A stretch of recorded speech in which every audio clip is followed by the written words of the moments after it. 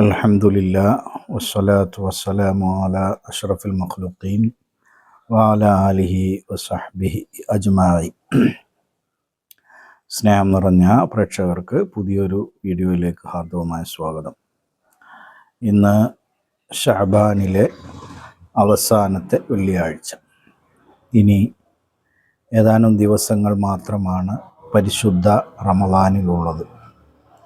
അല്ലാഹുമ്മ ബല്ലിഗ്ന റമളാൻ, അല്ലാഹുമ്മ ബല്ലിഗ്ന റമളാൻ, അല്ലാഹുമ്മ ബല്ലിഗ്ന റമളാൻ വഫിഖ്ന ഫീഹി ലിസ്സിയാമി വൽ ഖിയാമി വതിലാവത്തിൽ ഖുർആൻ. നബി സല്ലല്ലാഹു അലൈഹി വസല്ലം പറയുന്നു,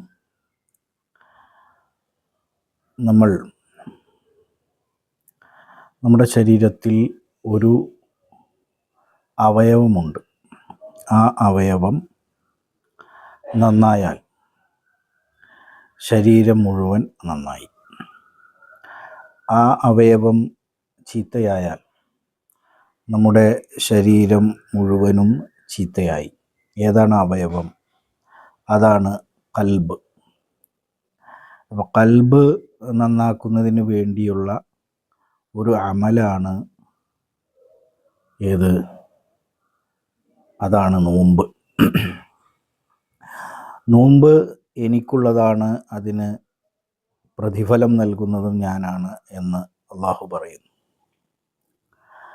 നോമ്പ് എനിക്കുള്ളതാണ്, അതിന് പ്രതിഫലം നൽകുന്നവൻ ഞാനാണ്. അപ്പം അടിമയും ഉടമയും തമ്മിലുള്ള ഒരു അഭേദ്യമായ ബന്ധം ഈ നോമ്പിനുണ്ട്. മറ്റെല്ലാ അമലുകളും ചെയ്യുമ്പോൾ അത് നാലാൾ കാണും. നേരെ മറിച്ച് ഒരാൾക്ക് നോമ്പുണ്ടോ ഇല്ലേ എന്ന് അവനും അടിമയും ഉടമയും മാത്രമേ അറിയുകയുള്ളൂ. അപ്പം ആയതുകൊണ്ട് നോമ്പ് അത്രയും പവിത്രമാണ്, പരിശുദ്ധമാണ്. ആ നോമ്പിലേക്ക് നമ്മൾ അടുത്തുകൊണ്ടിരിക്കുകയാണ്. അപ്പോൾ ഖൽബ് നന്നാക്കാൻ ഉതകുന്ന ഏറ്റവും നല്ല ഒരു അമലാണ് ഏത്? നോമ്പ്. അപ്പോൾ ആ നോമ്പിലേക്കാണ് നമ്മൾ അടുത്തുകൊണ്ടിരിക്കുന്നത്. നിങ്ങളുടെ എല്ലാവരുടെയും വീടുകളും പരിസരങ്ങളും ഒക്കെ വൃത്തിയാക്കിയിട്ടുണ്ടാകും. അതുപോലെ തന്നെ നമ്മുടെ ഖൽബും നമ്മൾ വൃത്തിയാക്കേണ്ടതായിട്ടുണ്ട്.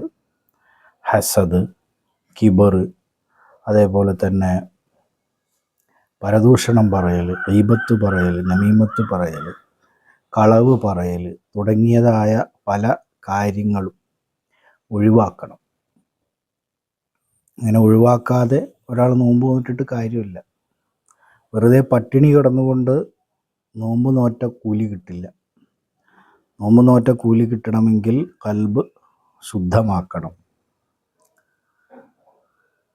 മുൻഗാമികൾക്ക് നിർബന്ധമാക്കിയതുപോലെ നമുക്കും അള്ളാഹു എന്തു നിർബന്ധമാക്കി?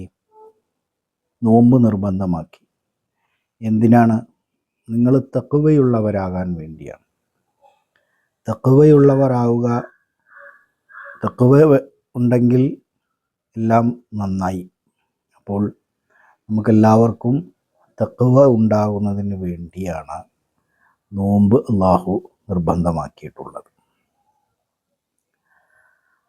അങ്ങനെ നമ്മളെല്ലാവരും നല്ലൊരു റമദാനിലേക്ക് എത്തിച്ചേർന്നിരിക്കുകയാണ്.